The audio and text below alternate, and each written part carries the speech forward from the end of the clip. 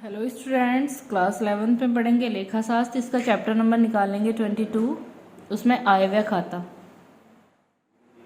इसमें निकाल लेंगे पेज नंबर 561। इसके पॉइंट 5 तक हमारा हो गया था। उत्तरदान या वसीयत से प्राप्त राशि। 6 पॉइंट पढ़ेंगे। विशिष्ट कोष। गैर व्यापारिक संस्थाएं प्राय विशिष्ट उद्देश्यों के लिए विशिष्ट कोष भी बनाती है, जैसे खेल कोष, पारितोषिक कोष आदि। विशिष्ट कोष के निवेश से प्राप्त आय को संबद्ध कोष में जोड़ना चाहिए तथा इसी प्रकार विशिष्ट उद्देश्यों के लिए किए गए व्ययों को विशिष्ट कोष में से घटाकर शेष राशि को आर्थिक चिट्ठी के दायित्व पक्ष में दर्शाना चाहिए। नेक्स्ट पॉइंट है समर्पित कोष या आधार कोष। कोहलर के अनुसार यह एक ऐसा कोष है जो किसी वसीयत या उपहार के कारण उत्पन्न हुआ है और जिसकी आय किसी विशेष उद्देश्य के लिए प्रयोग की जा सकती है। अतः इस कोष हेतु प्राप्त राशि को पूंजीगत आय मानते हुए आयगत चिट्ठी के दायित्व पक्ष में दर्शाया जाता है। पुराने समाचार पत्रों की बिक्री। पुराने समाचार पत्रों की बिक्री से प्राप्त आय आवर्तक प्रकृति होने के कारण आयगत मानते हैं तथा इसे आय व्यय खाते में क्रेडिट किया जाता है। जो आयगत आय होंगी उन्हें तो आय व्यय खाते में लिखते हैं, जो पूंजीगत प्रकृति की होती है उन्हें आर्थिक चिट्ठे में लिखते हैं। मानदेय। प्राय गैर व्यापारिक संस्थाएं संगठन के कुछ कार्यों के लिए संस्था से बाहर के व्यक्तियों की सहायता लेती है, जैसे विद्वान पेशेवर व्यक्तियों की विशेष व्याख्यान के लिए आमंत्रित करना, कलाकारों को प्रदर्शन के लिए आमंत्रित करना आदि। इस प्रकार की सेवाओं के लिए दी जाने वाली राशि को मानदेय कहा जाता है, जिसे आय एवं व्यय खाते में डेबिट किया जाता है। नेक्स्ट पॉइंट है अदत्त व्यय।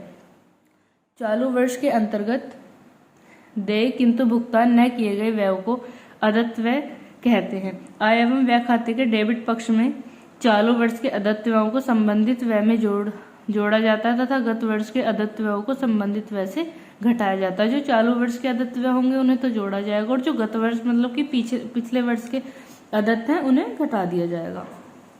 जैसे expenses paid during the year, उसमें प्लस करेंगे outstanding expenses at the end of year. जो वर्ष के अंत में होंगे हमारे पास आउटस्टैंडिंग एक्सपेंसेस इस वर्ष के चालू वर्ष के, उन्हें ऐड करेंगे। ऐड करने के बाद टोटल नीचे नोट करेंगे। और outstanding expenses at the beginning of the year, अगर वर्ष के प्रारंभ में कुछ अदत्त व्यय दिए हुए हैं तो उन्हें लेस कर देते हैं। तो net amount of expenses debit to income and expenditure account. Net amount निकल के आ जाती है जो हमें इनकम और एक्सपेंडिचर अकाउंट में नोट करनी होती है। नेक्स्ट पेज पर आ जाएंगे। नेक्स्ट पॉइंट है पूर्वदत्त व्यय। चालू वर्ष के अंतर्गत भुगतान किए गए किंतु देय न होने वाले व्ययों को पूर्वदत्त व्यय कहते हैं। आय एवं व्यय खाते के डेबिट पक्ष में चालू वर्ष के पूर्वदत्त व्यय संबंधित व्यय से घटाए जाते हैं तथा गत वर्ष के पूर्वदत्त व्यय संबंधित व्यय में जोड़ दिए जाते हैं। पूर्वदत्त व्यय वह व्यय होते हैं जो चालू वर्ष के अंतर्गत भुगतान किए गए किंतु देय न होने वाले व्ययों को पूर्वदत्त, जो अभी उन्हें देने नहीं थे लेकिन उन्होंने चालू वर्ष में ही उनका भुगतान कर दिया, उन्हें पूर्वदत्त व्यय कहते हैं। ऐसे व्यय, अगर पूर्वदत्त व्यय वर्ष के अंत में है तो उन्हें जोड़ दिया जाएगा और अगर वर्ष के प्रारंभ में है तो वर्ष के अंत में है तो उन्हें घटा दिया जाएगा और अगर वर्ष के प्रारंभ में है तो जोड़ दिया जाएगा। ठीक है, जैसे कि expenses paid during the year, जो भी एक्सपेंसेस होगा हमारा व्यय, उसमें prepaid expenses at the end of the year, जो वर्ष के अंत में होगा उसे घटा देंगे और जो वर्ष के प्रारंभ में होगा उसे जोड़ देंगे। वो जो नेट अमाउंट निकल के आएगी वही लिखी जाएगी इनकम एंड एक्सपेंडिचर अकाउंट में। नेक्स्ट पॉइंट है उपभोग्य वस्तुएं। लेखन सामग्री, डाक सामग्री, खेल का सामान, खाद्य सामग्री, दवाएं आदि उपभोग वस्तुओं की श्रेणी में आते हैं। ऐसे पदार्थों के संबंध में आय एवं व्यय खाते के डेबिट पक्ष में लेखांकन निम्न प्रकार किया जाता है। Payment made for consumable goods during the year, उसमें प्लस करेंगे opening stock of consumer goods, less कर देंगे क्लोजिंग स्टॉक। ओपनिंग स्टॉक होगा उसे ऐड करेंगे, क्लोजिंग स्टॉक होगा उसे लेस करेंगे। नेक्स्ट पॉइंट है संपत्तियों का विक्रय। संपत्ति के विक्रय से होने वाला लाभ आय व्यय खाते के क्रेडिट पक्ष में तथा हानि डेबिट पक्ष में दर्शाई जाती है। विक्रय की गई संपत्ति की लागत चिट्ठे में संबंधित संपत्ति में से घटाकर दर्शाई जाती है। संपत्ति के विक्रय से जो होने वाला लाभ या हानि है सिर्फ हम उसे ही आय व्यय खाते में लिखेंगे। लाभ होगा तो क्रेडिट में, हानि होगी तो डेबिट में। बाकी उसकी जो लागत है, जिस मूल्य पर वो बेची गई उस मूल्य को हम नहीं लिखेंगे, उसे हम चिट्ठे में संपत्ति की लागत में से घटाकर दर्शाएंगे। ठीक है, उसके बाद बेटा आपका नीचे एग्जाम्पल नंबर 3 दिया हुआ है। 31 मार्च 2020 को समाप्त होने वाले वर्ष के लिए युवा मनोरंजन क्लब के प्राप्ति एवं भुगतान खाते से ज्ञात हुआ कि क्लब को 2 लाख का चंदा प्राप्त हुआ।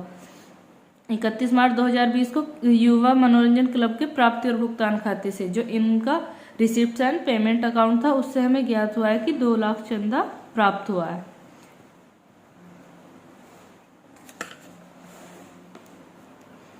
फिर हमें अतिरिक्त सूचनाएं दी हुई हैं। 1 अप्रैल 2019 को अदत्त चंदा 5000 था, जिसमें से 3500 वर्ष 2019-20 में प्राप्त हुए हैं। 1 वर्ष 2019 से 20 का अदत्त चंदा 6400 है। फिर 31 मार्च 2019 को प्राप्त चंदा 3000 है। 31 मार्च 2020 को प्राप्त अग्रिम चंदा 4100 है।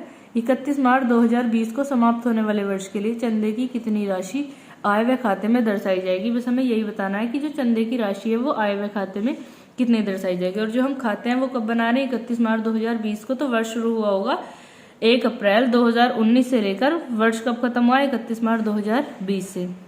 तो पहले लिखेंगे बाय सब्सक्रिप्शन रिसिप्ट, चंदा प्राप्त कितना हुआ है 2 लाख। उसमें ऐड करेंगे आउटस्टैंडिंग सब्सक्रिप्शन फॉर 19 से 20 के लिए जो अदत्त चंदा था उसे ऐड करेंगे, और जो एडवांस था, एडवांस जो 19 और 20 के लिए एडवांस था उसे ऐड कर देंगे 3000।